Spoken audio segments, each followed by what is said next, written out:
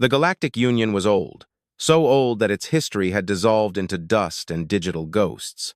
For millennia, the various alien races of the Union had lived by a rigid set of laws. They believed they knew everything there was to know about the universe. They had mapped the stars, conquered the energy of suns, and cataloged every living creature. In the great libraries of the planet Xylos, there were stories of a race called humans. These stories were dismissed as fairy tales. In myth, humans were described as beings of impossible contradictions.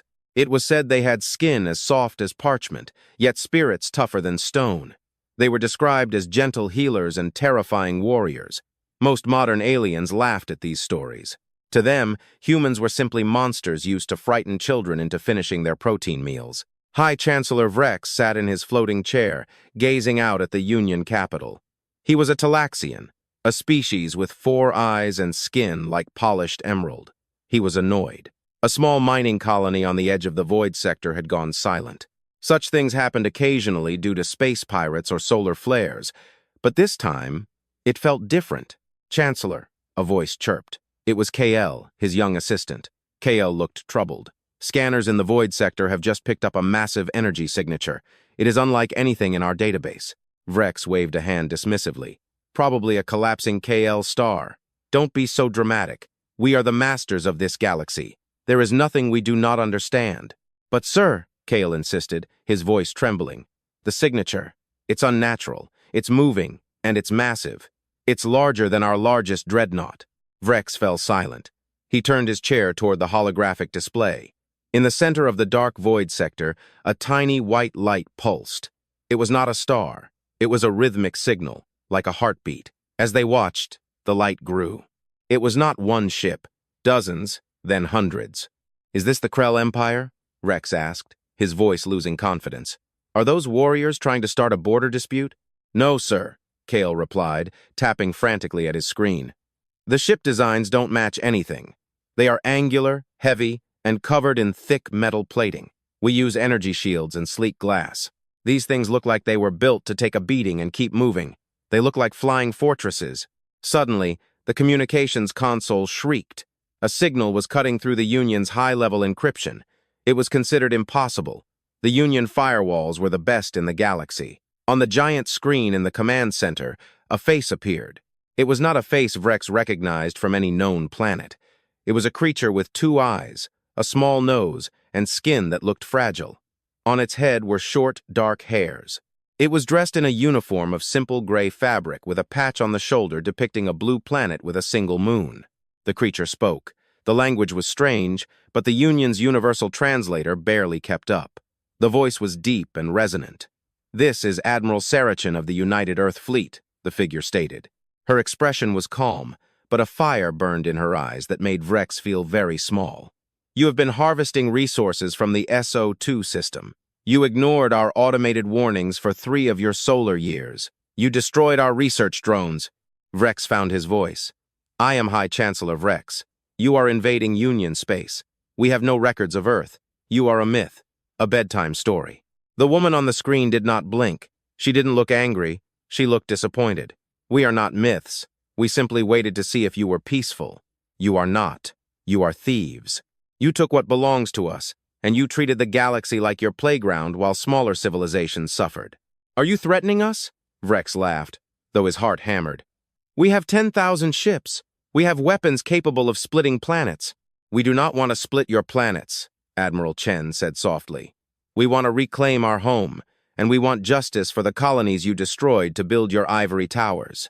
She reached out and pressed a button off screen. "Look at your sensors now, Chancellor." Vrex turned to the window. The sky over the planet's capital was usually a beautiful violet, but now the violet was vanishing. Massive, mountain-sized shadows began to exit, warped directly above the atmosphere. They weren't just ships. They were massive plates of steel and fire. They were so large that they created their own gravity, causing the planet's oceans to bulge beneath them in giant tides. The sun was eclipsed. In the middle of the day, the capital was plunged into total darkness. Thousands of smaller ships, like angry hornets, swarmed around the massive carriers. Each one bore the same symbol, a blue marble and a white moon. "They thought we were myths," Kale whispered, falling to his knees as he watched the sky turn into a wall of metal. but the myths have come home. At that moment, Vrex realized the old stories had been wrong about one thing. History said humans were contradictions, but looking at the armada darkening his stars, Vrex realized they weren't contradictions at all. They were simply the most dangerous creatures in the universe because they remembered every slight, and they never, ever gave up. The Admiral's face appeared one last time. We are human. We are tyrants, and we are here to collect a debt. The screen went dark. The first explosions began to shake the city. The war of myths had begun. The darkness over the planet Xylos was not natural. It was the shadow of millions of tons of human steel. For the citizens of the Galactic Union, the sun had always been a symbol of safety. Now, that sun was hidden behind hulls shaped like jagged mountains. Panic gripped the surface.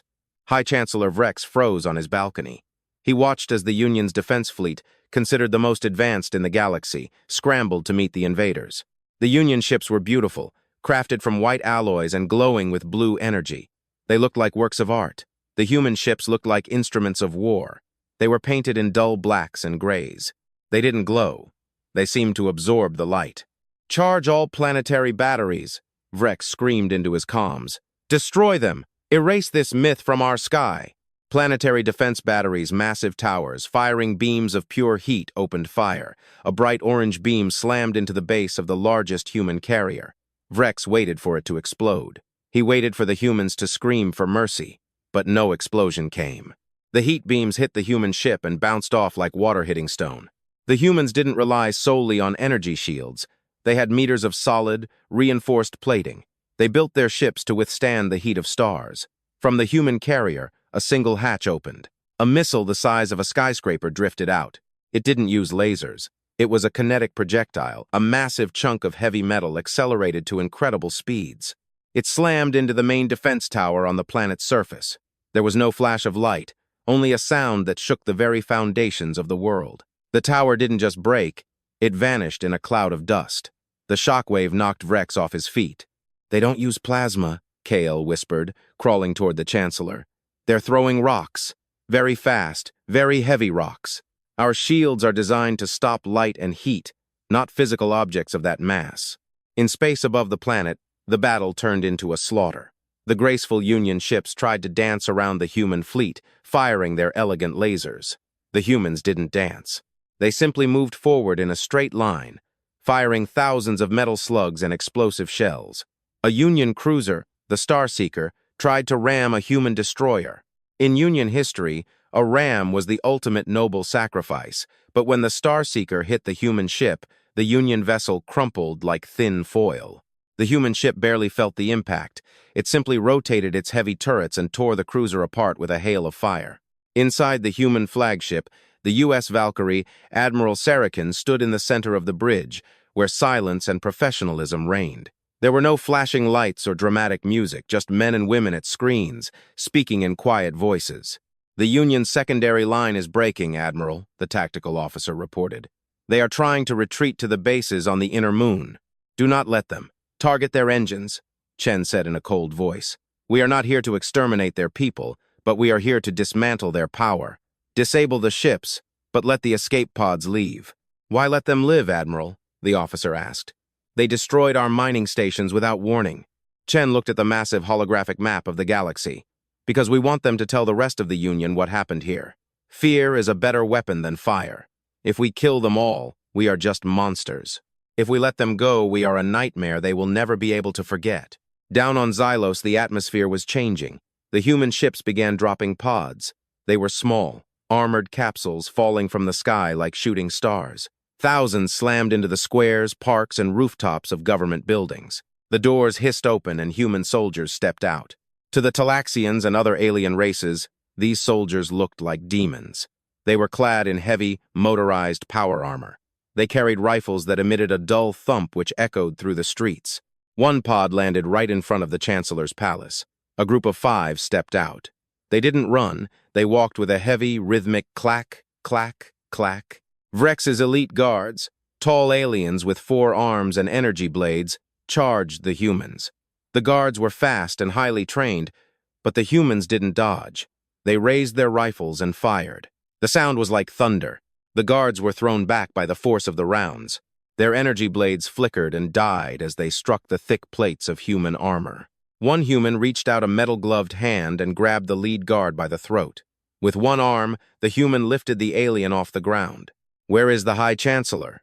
The human's voice boomed through an external speaker.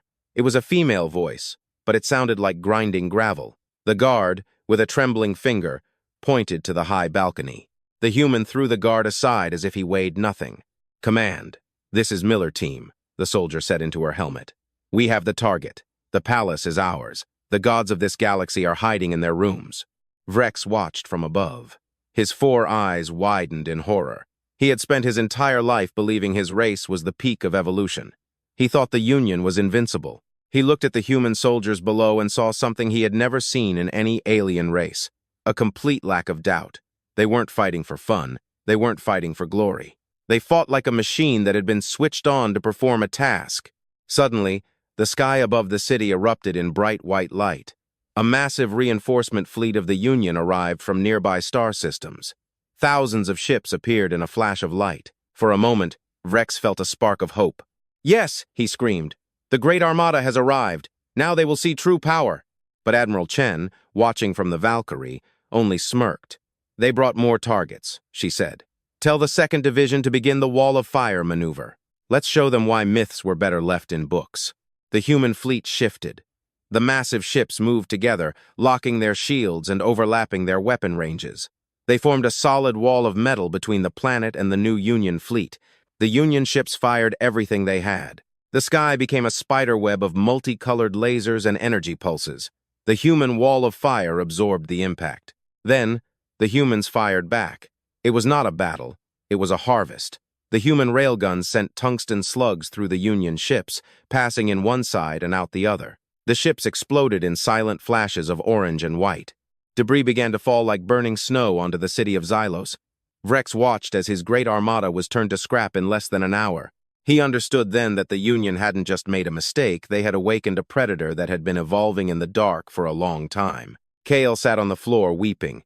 "The stories were wrong, Chancellor," he sobbed. "History said humans were half god, half beast."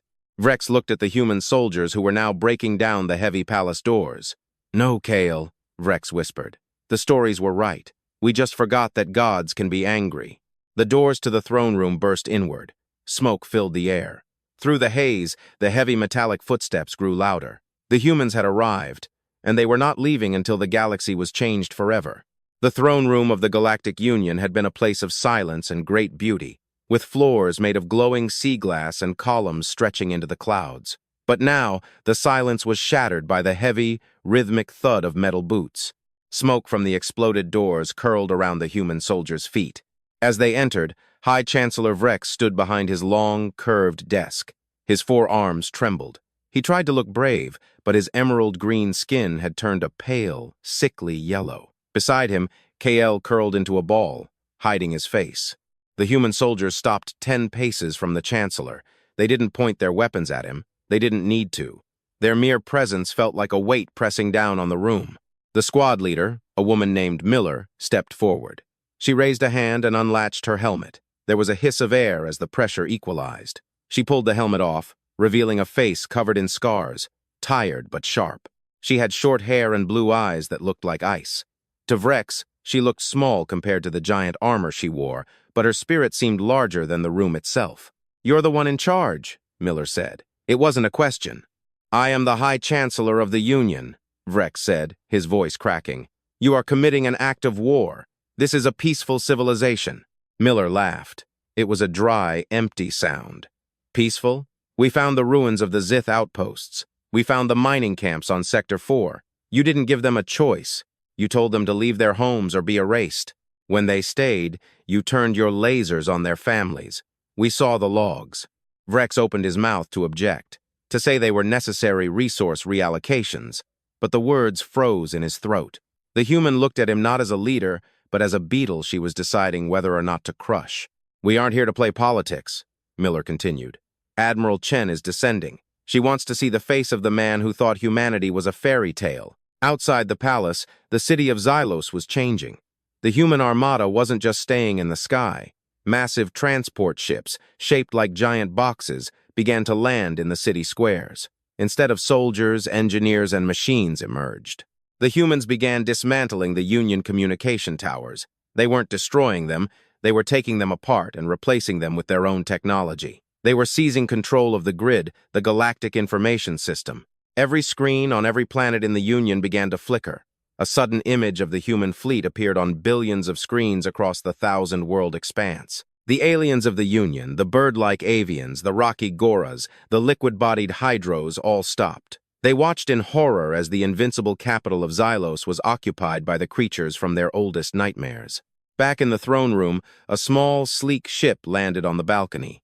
The door slid aside, and Admiral Sarachen stepped out. She wasn't wearing power armor. She wore a clean, dark blue uniform with gold insignia on her chest. She looked like a teacher or a judge, not a warrior. She walked past the armored soldiers and stood directly in front of Rex. She was much shorter than the Talaxian Chancellor, but she didn't look up at him. She looked through him. "The Union is finished, Rex," Chen said quietly. "You cannot say that," Rex pleaded. "We have thousands of systems. Our economy runs the galaxy. If you destroy us, the galaxy will plunge into chaos." "We are not destroying the galaxy," Chen corrected him. "We are firing the management. Your Union was a club for the rich and powerful. You let the outer rim planets starve while you built towers of glass and light. We spent the last 50 years watching you. We were building, learning, and waiting." "Why now?" Rex asked.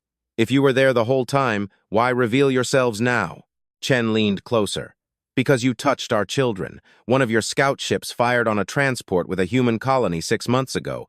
You thought it was just a primitive ship. You killed 300 people who were just looking for a new home. In that moment, humanity stopped being a myth. We became the shadow that follows you." Rex felt a chill. He remembered a report about a minor skirmish with an unidentified vessel. He had signed the paper without even reading it.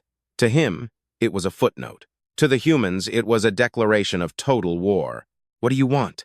Kale whispered from the floor. Chen looked at the young assistant.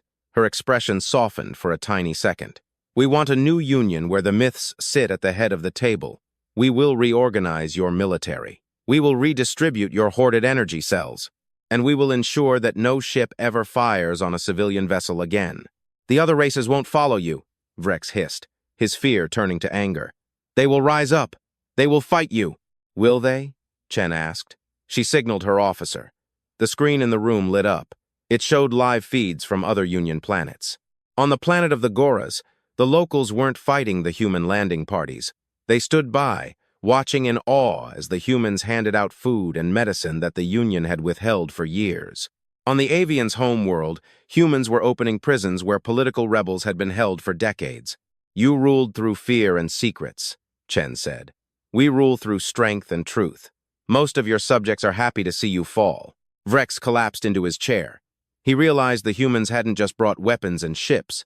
They had brought a different way of life. They were organized, they were efficient, and they were incredibly focused. "Take him to the containment cell," Chen ordered the soldiers. "Treat him well, but ensure he can see the screens.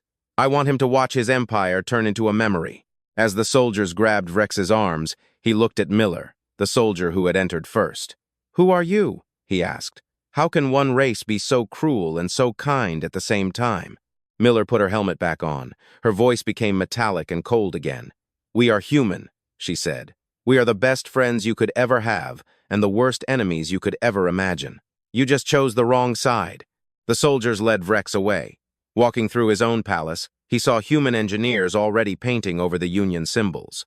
They were replacing the gold stars with the simple blue marble of Earth. The armada hadn't just darkened the stars, it had brought a new sun. The era of the Union had ended, the era of the human had begun, and it was moving faster than any of them could have imagined. Admiral Chen stood on the balcony, looking at the burning horizon. She knew the hardest part was just beginning. In the depths of space, loyalist fleets remained, and there were ancient secrets in the Union vaults. But watching her ships patrol the sky, she knew one thing for sure. Humanity would never return to the picture books. They were here to stay. The transfer of power on Xylos was quiet. It was the sound of a billion machines working in perfect harmony. While the Union relied on thousands of servants and slow bureaucracy, the humans acted with terrifying speed. Within 48 hours of the capital's fall, the humans had established a logic grid over the planet. Every transport, every power plant, and every water filtration system was now controlled by human AI. In the lower levels of the palace, which had been retrofitted into a high-tech command center, Admiral Sarachen stood before a map of the galaxy. The map was mostly red, the color of the Galactic Union, but blue dots were spreading like a virus across the stars. These were the human strike teams. "Report," Chen commanded. General Marcus Thorne, a man whose face looked as if it had been carved from granite, stepped forward. "The Union fleet of the Middle Ring refuses to surrender, Admiral. They have gathered near the Oros Nebula. They have about 500 ships, mostly heavy carriers. They think the nebula's gas will interfere with our targeting systems." Chen looked at the nebula on the map. It was a beautiful cloud of glowing purple and pink gas. "They still think like old sailors," she remarked. "They think if they hide in the fog, we won't find them. Are the Pathfinder units in position?" "Yes, Admiral." "Then give the order. We don't have time for a long siege. We need to show the other systems there is nowhere to hide." While the generals planned the war, the simple citizens of Xylos experienced a strange new reality. For the first time in centuries, the lower levels of the city, where the poor lived in the shadow of the tall towers, had electricity and light. The human engineers had bypassed the Union's paywalls for basic utilities. A young human soldier named Private Leo Rossi was stationed at a food distribution center in one of these lower districts. He was surrounded by a crowd of small, furry aliens called skulks. They were timid creatures who had been janitors for the Talaxians for generations. Leo held out a crate of nutritional bars. "Here, take it. It's better than the gray sludge you've been eating," he said. His voice was softened by the suit's translator. One of the skulk elders with gray fur looked at Leo with wide eyes. "Why are you doing this? In the stories, humans eat the hearts of their enemies." Leo chuckled. The sound echoed in his helmet. "The stories are mostly wrong. We don't want your hearts. We just figured out how to share them. Stay calm, don't interfere, and everything will get better." The skulk took the crate. His hands trembled. "You are strong," the alien whispered. "But the Union has a secret. In the Oros Nebula, they have a world eater. If you go there, you will die." Leo froze. He tapped his comms. "Command, this is Rossi, Sector 4. I have local intelligence about a monstrous weapon in the Oros Nebula. Does that mean anything to us?" The Valkyrie's response was immediate. "Acknowledged. Private. Scanning archives." Up in the Oros Nebula, the last Union fleet waited. Admiral Krell, a ferocious warrior with scales like iron, stood on the bridge of his flagship. Behind him, hidden deep in the thick nebula gas, was a massive structure. It wasn't a ship. It was a giant ring, a mile wide, pulsating with a sickly green light. It was a gravity well generator. If activated, it could collapse a star, turning it into a black hole. It was a forbidden weapon, secretly built by the Union's ancestors. "The humans think they won because they have better metal," Krell hissed. "But they don't know the ancient forces. When their armada enters the nebula, we will activate the ring. We will lose this sector, but the human fleet will be crushed into a single point of nothingness." "Sir!" a technician screamed. "Human signatures detected. They are jumping in." Krell grinned. "Let them come. Activate the World Eater." The giant ring began to rotate. The space around it began to distort and groan. The purple gas of the nebula was sucked into the center of the ring like water down a drain. It was a terrifying sight, a man-made hunger capable of consuming worlds. But the human fleet didn't jump in close. Only one ship appeared. It was small, no larger than a scout vessel. It sat on the very edge of the nebula, watching. "One ship?" Krell frowned. "What are they doing?" On the human scout ship, the pilot calmly entered a series of codes. Target locked, sending signal to the U.S. Valkyrie. Admiral Chen watched the data. They activated a gravity weapon. How primitive. They are trying to use a hammer when they need a needle. General Thorne, deploy the singularity stabilizers. Instead of exploding, the energy was reflected back into the device. "What is happening?" Krell screamed as his ship began to vibrate. "Why isn't it firing?" "The humans. They hacked physics," the technician sobbed. "They are fighting the weapon. They are changing the rules of energy." The ring began to glow with intense heat, a silent flash that blinded all sensors in the nebula. The World Eater didn't explode. It simply folded in on itself and vanished into another dimension, taking the Union's secret weapon with it. The nebula suddenly went quiet. The Union fleet sat in the dark. Their greatest weapon was gone without a single shot fired. Then, the stars seemed to blink. 500 human dreadnoughts dropped out of warp, surrounding Krell's fleet. They didn't fire, they just stood there. Their massive guns were pointed at the Union ships. Admiral Chen's voice sounded over the emergency Union frequency. Admiral Krell, your World Eater has been relocated to a secure location for study. You have exactly 1 minute to shut down your engines and prepare for boarding. If you resist, we will not use gravity. We will use the metal of our ships to erase yours. Krell looked at the sensors. His fleet was paralyzed. His men were terrified. He looked out the window at the black hulls of the human ships. They looked like shadows of death itself. Drop shields, Krell said in a broken voice. The myths. They aren't just warriors. They are masters of the universe itself. The battle in the Oros Nebula ended in minutes.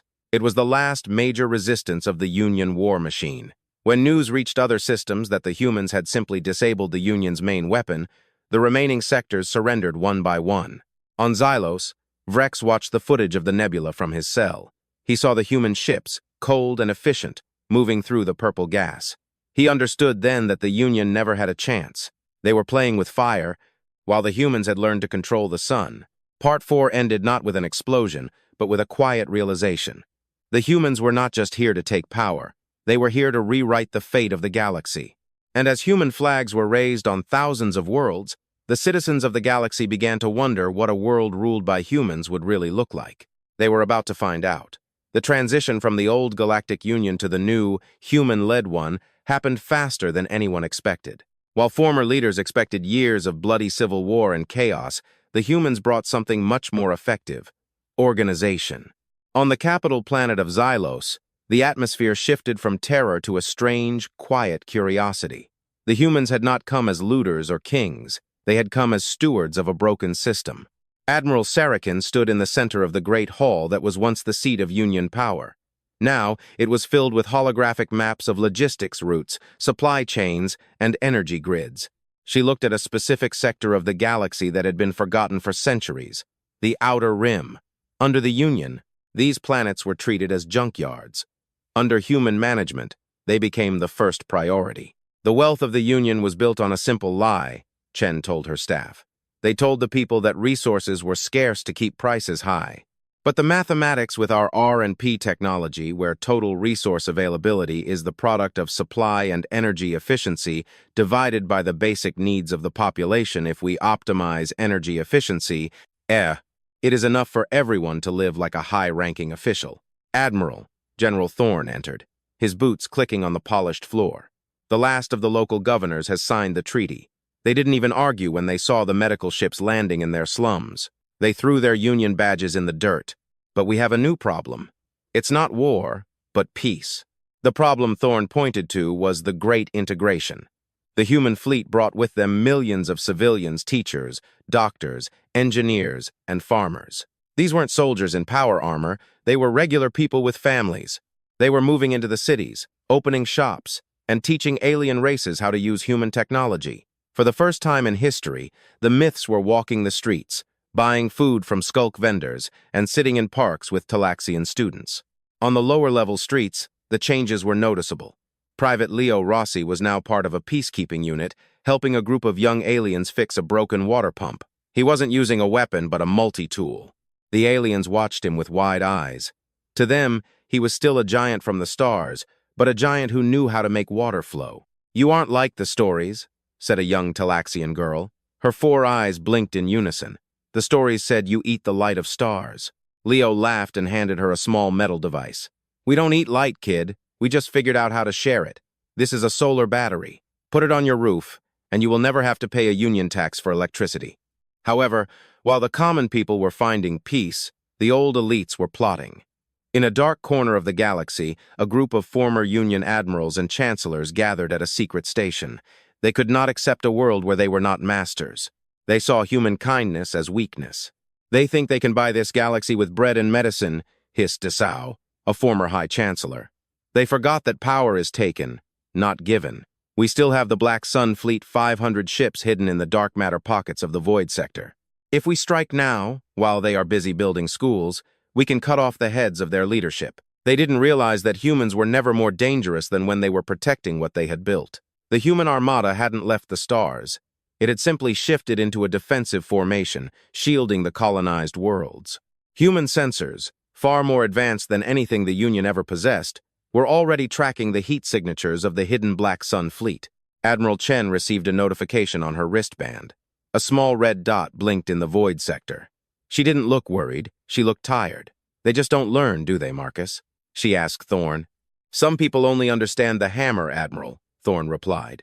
No, Chen said, standing up. First, send a message. Tell them we know exactly where they are. Tell them if they fire a single shot, we won't just defeat them. We will erase their names from history. We will show them that myths aren't just about heroes, they are also about the monsters that come for those who disturb the peace. The message was sent on all frequencies. It wasn't a secret. The entire galaxy heard it.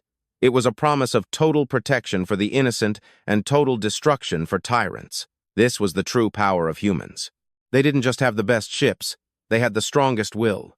They had decided the galaxy would be a better place, and they were willing to kill anyone who tried to stop them. When the fifth part came to an end, the first human-led Galactic Assembly was called. Representatives of 1,000 different species sat in a circle, not in a hierarchy. In the center stood Sarachen. She didn't wear a crown, she wore her simple blue uniform. The sun rose over Xylos, and for the first time in 10,000 years, the light didn't just reach the tall towers. It reached the ground, where the people were finally truly free. The armada was still in the sky, a dark shadow against the stars, but it no longer felt like a threat.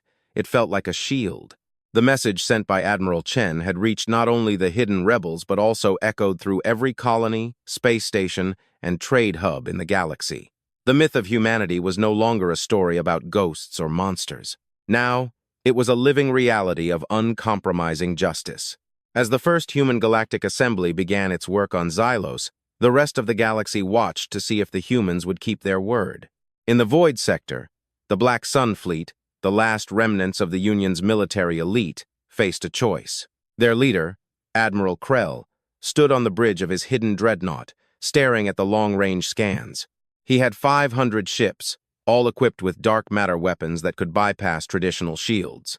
He had spent his entire life believing that force was the only truth. Sir, his tactical officer whispered, the human message is broadcasting in a looped cycle. They have identified our exact coordinates in the dark matter pocket. Their targeting locks are active. Krell gripped the edge of the console. He had expected the humans to be distracted by their schools and food queues. He had expected them to be soft, but the humans were not distracted. They were multitasking. They were building a future with one hand and holding a sword with the other. They are bluffing, Krell hissed. They cannot protect 1,000 worlds and fight us simultaneously. Ready the dark matter cannons. We attack the Xylos Assembly directly. If we kill their admiral, their new dawn will turn into a long night. But Krell fundamentally misunderstood human history. Humans didn't rely on one head to lead them. They were a species built on the idea of collective will. As the Black Sun fleet began to engage its engines, the space around them didn't just ripple, it shattered. Instead of a fleet of ships, the humans had sent phase pods. These were tiny, unmanned drones that moved between dimensions. They didn't fire lasers. They simply attached themselves to the Black Sun ship's engines. In an instant, the dark matter engines, the pride of the Union's secret research, were neutralized. Our power is gone, the technician sobbed. They didn't even fire. They just turned us off. The human armada didn't appear as a wall of fire. This time, it appeared as a ring of silence. 3 human dreadnoughts dropped out of warp. Their massive hulls dwarfed Krell's flagship. A single communication channel opened. This time it wasn't Admiral Chen, but General Thorne. Admiral Krell, Thorne's voice was like grinding stone. You were given a choice. You chose the hammer. Now, you receive the anvil. Thorne didn't order a boarding party. He didn't order an execution. He ordered a dismantling. Human repair drones, usually used for building stations, swarmed over the Black Sun fleet. They began to literally take the ships apart while the crews were still inside. It was a terrifying display of technical superiority. The humans didn't treat this like a battle. They treated it like a salvage operation. We aren't warriors to them, Krell realized, watching as his ship's outer hull was stripped away by robotic hands. We are just old machines that need to be recycled. Back on Xylos, the assembly was making history. Representatives of the Skulks, Avians, and even the Rocky Goras were speaking for the first time. They weren't asking for permission. They were debating a galactic bill of rights that the humans had drafted. Admiral Chen sat in the back of the room, watching the aliens debate. She looked at the young assistant, Kale, who had once served High Chancellor Vrex. Kale was now working as a translator for the smaller species. "Do you think they will ever stop fearing us?" she asked him quietly. Kale looked at the humans stationed around the room. Today, they weren't in power armor, but they still looked formidable. "The fear will stay for a long time, Admiral," Kale admitted. "But for the first time, the fear is mixed with something else: hope. Under the Union, we knew exactly what would happen to us if we failed. Under you, we know what will happen. That uncertainty is the first real freedom we have ever had." News of the Black Sun fleet's recycling reached the assembly by noon. It served as the final chord of the old era. The myths were not just here to stay.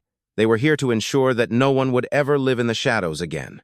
As the sun began to set on the first day of the new government, a human transport ship landed in the palace garden. It didn't carry soldiers. It carried seeds of 1,000 different plant species from Earth, carefully protected to grow in the soil of Xylos. It was a symbolic gesture, but a powerful one. "We aren't just changing your laws," Chen said, standing before the assembly to close the session. "We are changing the very soil you walk on. We will turn this galaxy into a garden, and as long as you respect the peace, you can walk in it with us." Part 6 ended with the first human trees being planted in the emerald soil of the capital. The armadas still darkened the stars above, but to the people below, those ships no longer looked like predators. They looked like the walls of a home they were finally allowed to live in. The era of myth had ended, and the era of the citizen had begun. Planting Earth seeds on Xylos became a symbol that the galaxy had fundamentally changed. But while the capital celebrated, the Great Integration faced its hardest task: the deep space infrastructure. For millennia, the Union had built its economy on a complex network of toll gates, massive space stations that charged smaller species fees to travel between stars. Admiral Sarachen stood on the observation deck of the U.S. Valkyrie, looking at a holographic map of trade routes.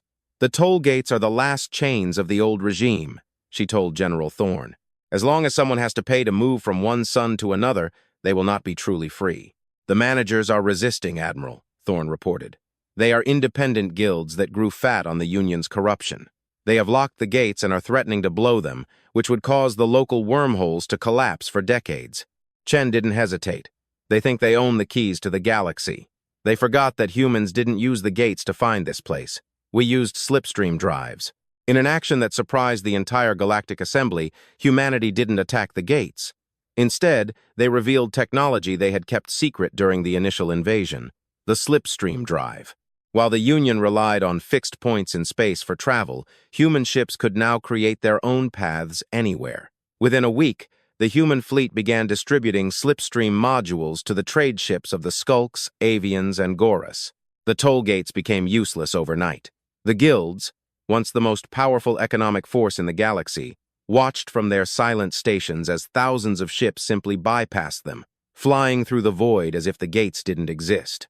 On Xylos, the mood changed from cautious hope to genuine wonder. Private Leo Rossi found himself at a local market, but he wasn't there for a patrol. He was there to eat. He sat at a table with a group of Gorus who looked like living boulders and shared a meal of earth potatoes and local blue grain. "You gave us the drives for free," grunted one of the Gorus. His voice sounded like grinding stones.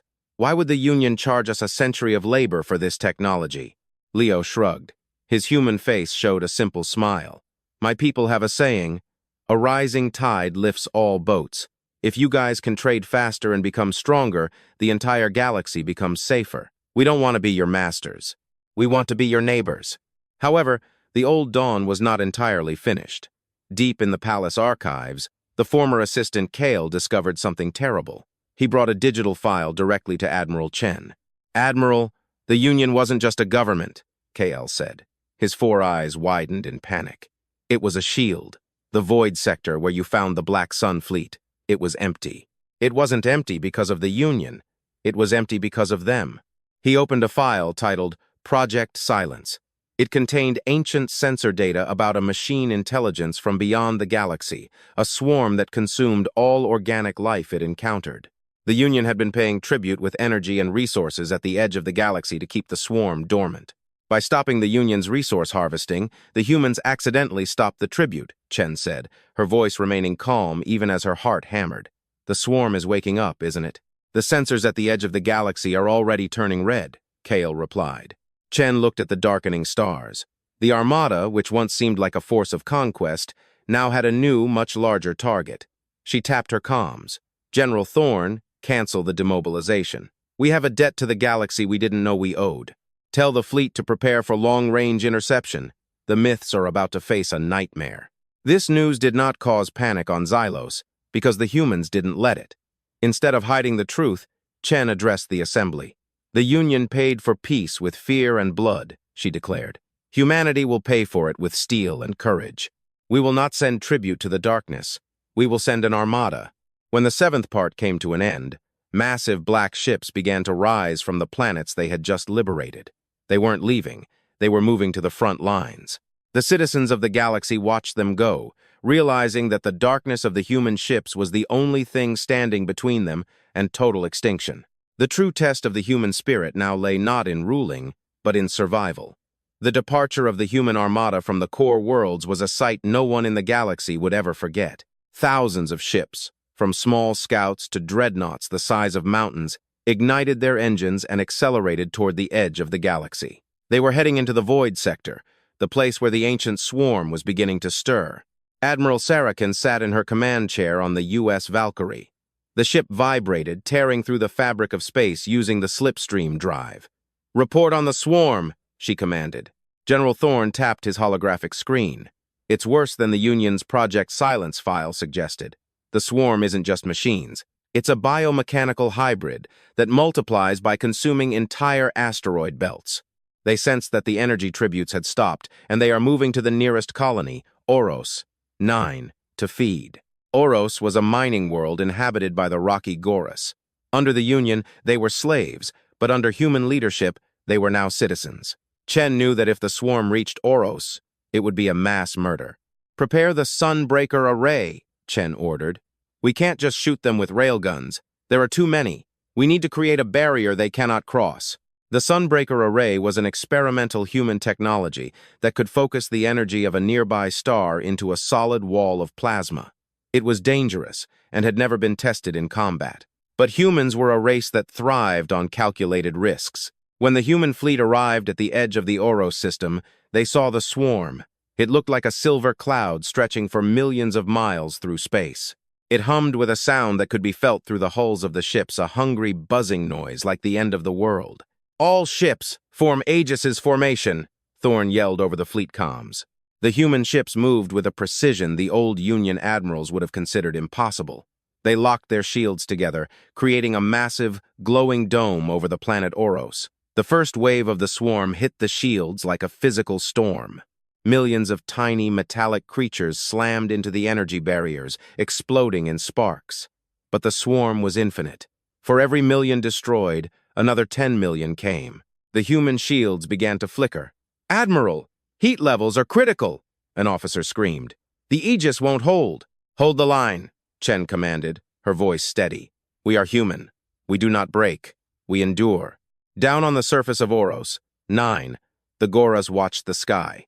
Usually, when a threat came, the Union would abandon them, but the humans remained. They saw the black ships of the Armada glowing red, absorbing the friction of the swarm's attack. Suddenly, the human carriers opened their main bays. Instead of fighters, they released gravity anchors. These devices pulled the swarm into tight clusters, dragging the silver creatures into the path of the Sunbreaker Array. "Fire," Chen said quietly. A beam of pure white light shot from the human array, drawing energy directly from the Oros sun. It slammed into the center of the swarm, vaporizing billions of units in a fraction of a second. The silver cloud hissed as it was incinerated. The light turned the dark void sector into a temporary second sun. The swarm, which had been an unstoppable force for millennia, faltered. It had never encountered a species that fought with such coordinated fury. It began to retreat, heading into the deep dark beyond the edge of the galaxy. The humans didn't pursue them. They stood their ground. Their ships were scarred and glowing from the heat. They had saved Oros 9, but they knew it was only the first skirmish. "They will return," Thorne said, looking at the scanners. "Let them come." Chen replied. "We spent our entire history fighting each other. Now, we have something worth fighting for together." When the eighth part came to an end, news of the victory at Oros, 9 reached Xylos. The citizens of the galaxy realized that the humans hadn't just replaced the Union, they had replaced the very idea of fear. The armada still darkened the stars, but for the first time, the darkness felt like a warm blanket, protecting the galaxy from the cold. The myths had become guardians. The victory at Oros was not the end of the war, but it was the birth of a new galaxy. The ancient swarm was pushed back into the dark, and for the first time in history, the various races of the stars were united not by the chains of the Union, but by a shared sense of survival. The myths had proven they were more than just warriors. They were the shield the galaxy never knew it needed. Admiral Sarachen stood on the observation deck of the U.S. Valkyrie as it returned to Xylos. Her ship was battered. Its black hull was covered in scars from plasma shots and swarm impacts, but it flew with infectious pride. Beside her stood Kale, the former Union assistant who had become a vital link between the humans and the alien assembly. "The swarm will return one day," Kale said, looking at the stars, which were no longer darkened by the threat of extinction. "But I don't think the galaxy will be afraid." Chen nodded.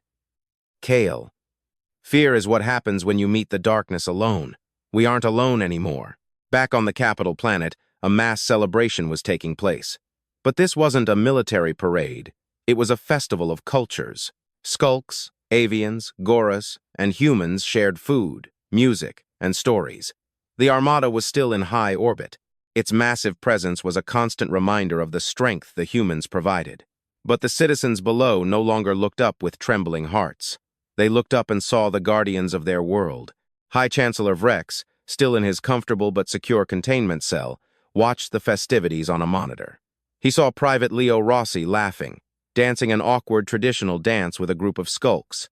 He saw the technology he had hoarded being used to heal sick children in the lower levels. He realized then that his union had failed because it was built on appropriation, while the humans built something that would last because it was built on giving. "Not a strange race," Rex whispered to himself. "They have the power to destroy everything, but they choose to fix a broken water pump." In the Great Hall of the Assembly, Admiral Chen approached the podium to deliver her final speech of the campaign.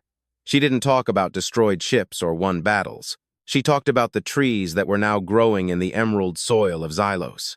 "Humanity came to these stars as a myth," Chen began. Her voice reached every corner of the known universe. "We were the monsters in your stories and the ghosts in your history. But today, we are something else. We are your neighbors, your partners, and your friends. The armada will stay in the sky not to rule you, but to guarantee that the sun will always rise over your worlds." She looked at the ragtag crowd of 100 species, once divided by greed and fear, now sitting together. "The era of myth has ended. The era of the galaxy has begun." When she finished, the entire assembly stood. At first, there was no applause, only a deep, resonant silence of respect that rolled through the hall like a wave. Then, one Gora stood and struck his chest in a sign of greeting, followed by an avian, and then a skulk. The story of the humans who came from Earth was the first chapter of a new story. The armada did indeed darken the stars, but only so that the people of the galaxy could finally see how brightly they could shine together. As the Valkyrie took its permanent place in the dock, the new dawn was no longer a promise. It was a reality. Humanity had found its place among the stars, not as kings, but as brothers and sisters to every living creature that looked up and dreamed. The myth was real, and it was beautiful.